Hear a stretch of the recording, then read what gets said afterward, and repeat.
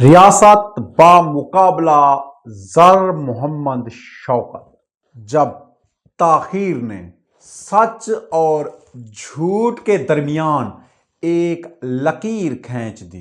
शांगला पहाड़ों के बीच में छुपा एक पुरसकून गांव। 18 फरवरी 2014 की रात। हर तरफ सन्नाटा था, मगर कुछ घंटों बाद एक ऐसा वाकया होने वाला था जो पूरे गांव को हिला के रख देगा। रात के तकरीबन 11:30 बजे दरवाजे पर जोरदार दस्तक।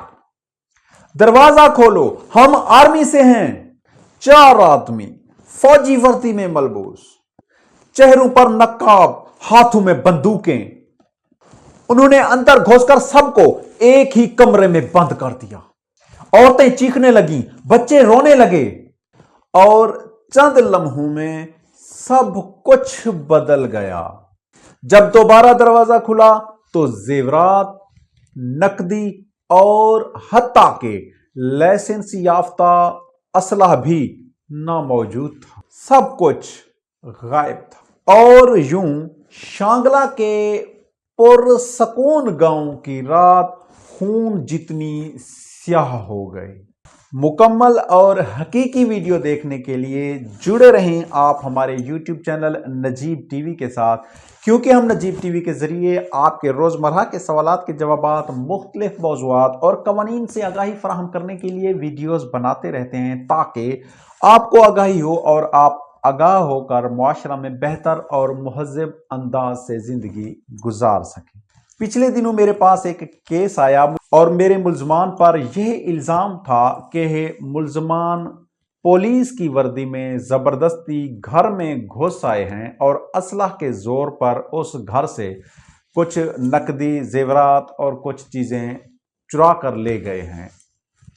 तो इस सिलसिले में मैं, क्योंकि फाइनल आर्गूमेंट्स करने थे और अपने क्लाइंट्स का दिफा करना था, तो इसी दौरान मेरे सामने एक केस ला आया। और जैसा कि आपको पता है, हम नजीब टीवी के ज़रिए हकीकी केस लाज जो होते हैं हाई कोर्ट्स के या सुप्रीम कोर्ट्स के जो जजमेंट्स होती हैं, लीडिंग जजमेंट्स या सेटल प्रिंसिपल जो बनाए जाते हैं, उनकी हम वजाहत करते हैं। तो फिर जब मैंने ये केस ला देखा तो मैंने ये ज़रूरी समझा कि इस केस ला को आप तमाम लोगों तक पहुंचाया जाए और एक ऐसे अंदाज में पेश किया जाए कि आप तमाम लोगों की समझ में भी आसानी से आ सके, क्योंकि इस केस ला में कुछ ऐसी बातें डिस्कस की गई हैं जो हमारी रोज़मर्रा की ज़िंदगी में सामने आती रहती हैं। और इसमें आपको ये भी आगाही हो जाएगी कि अगर इस तरह का कोई आपके साथ वक़ूआ हो जाता है या कोई इस तरह का कोई किसी पर इल्ज़ाम लग जाता है तो क्या क्या मसाइल हो सकते हैं और कौन कौन से कानूनी नुकात डिस्कस होते हैं। तो उस कानूनी नुकात के मुताबिक अगर आप मुल्ज़िम हैं तो कैसे दिफा करेंगे, अगर आप प्रोसिक्यूशन या मुद्दई हैं तो आपको क्या करना चाहिए और अपना केस कैसे मजबूत करना चाहिए, और जो मुल्ज़िम होते हैं वो कौन कौन सी चीज़ों से फ़ायदा उठा लेते हैं। तो इसलिए ये केस ला आप तक पहुँचाना ज़रूरी समझा। तो चलते हैं इस केस ला की तरफ, क्योंकि जो हमारा आज का मौजू है रियासत बनाम जर मोहम्मद शौकत। इस केस ला में सबसे अजीब बात यह, वक़ुआ की अगली सुबह कोई रिपोर्ट दर्ज ना करवाई गई, ना उस दिन ना अगले दिन, बल्कि 19 तारीख का वक़ुआ था, मगर FIR 22 तारीख को दर्ज करवाई जाती, यानी 3 दिन बाद। अमरेज खान मुतासिरा शख्स, जो कि इस केस में मुद्दई बनता है, थाने पहुंचा और FIR 3 दिन बाद दर्ज करवाई। तफ्तीशी अफीसर, जी बयान दीजिए क्या हुआ था। अमरेज खान, जो मुकदमा का मुद्दई था, परेशानी की हालत। सर, वो फौजी वर्दी में आए थे, चेहरे ढके हुए थे, नकदी, जेवर और हथियार सब कुछ ले गए। तफ्तीशी अफीसर, आपको किसी का नाम पता है। अमरेज खान, जी नहीं, मगर किसी ने बाद में बताया कि वो ज़र मोहम्मद और शौकत वगैरह थे। तफ्तीशी अफीसर फाइल में नोट करता है, मगर चेहरे पर शक जाहिर होता है। 3 दिन बाद ताखीर से दर्ज होने वाली FIR जिसमें मुल्जमान के नाम भी गैर वाज़ेह थे।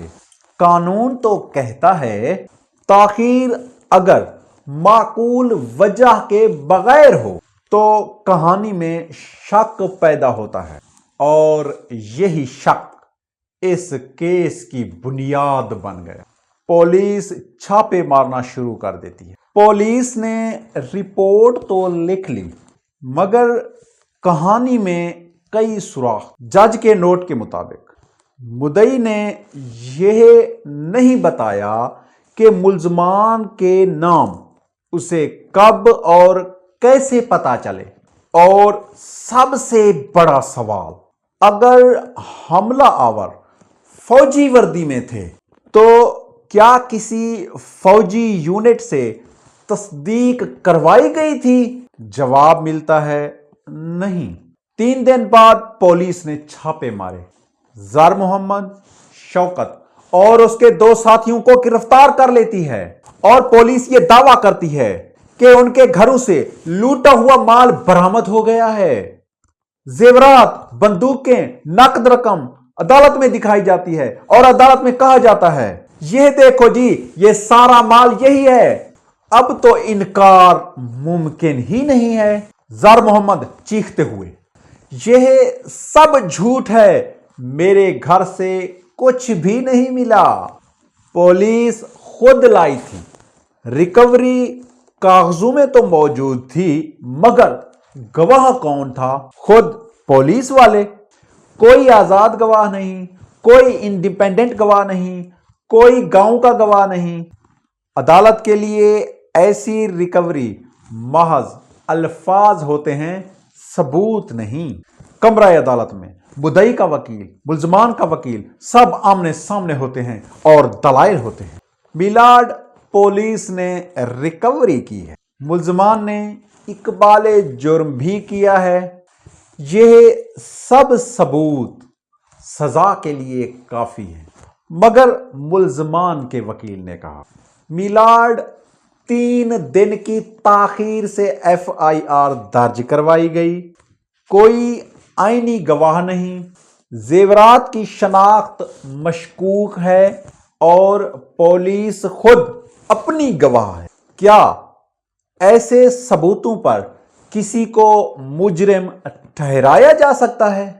और कानून तो ये कहता है कि अगर इस्तगासा शक से बालातर होकर कोई सबूत पेश ना कर सके तो अदालत शक की बुनियाद पर मुल्जमान को सजा नहीं दे सकती।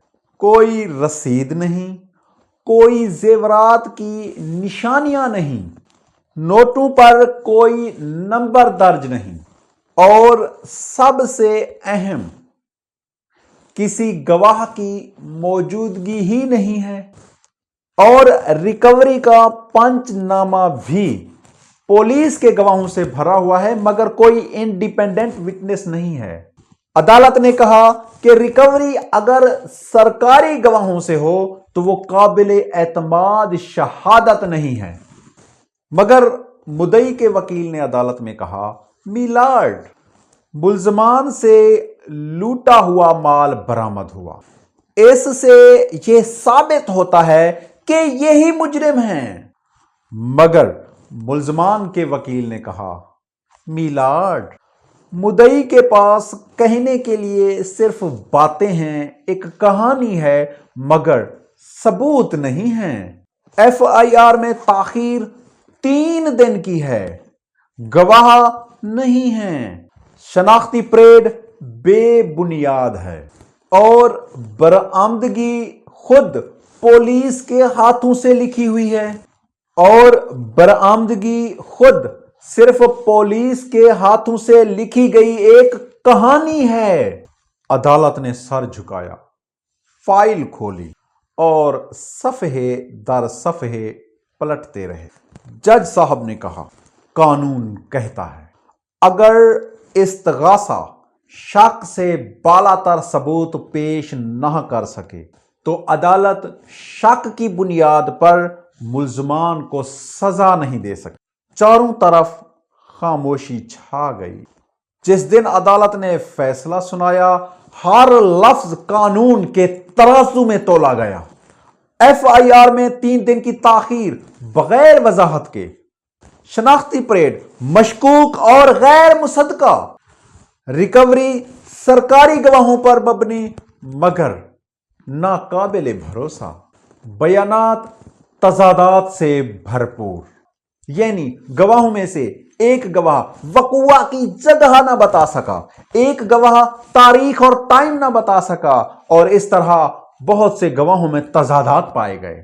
عدالت نے کہا پولیس کی تفتیش بھی ناقص ہے اور گواہوں کے بیانات پر بھی اعتماد نہیں کیا جا سکتا، اور نتیجہ صاف تھا، شک کا فائدہ ملزم کو ملتا ہے نہ کہ ریاست کو۔